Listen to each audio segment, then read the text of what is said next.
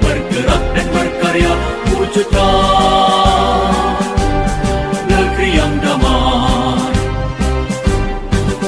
Berhikmah untuk umat, membina, membimbing dan mendidik, wujudkan masyarakat taat beragama, wujudkan masyarakat sejahtera lahir dan batin.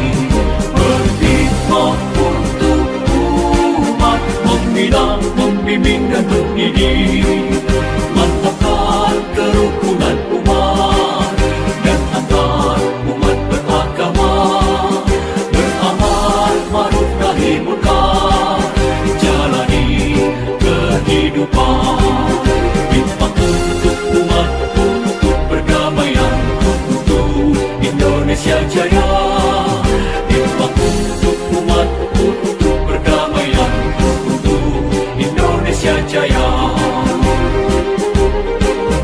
Berhikmah untuk umat, membina, membimbing dan mendidik, wujudkan masyarakat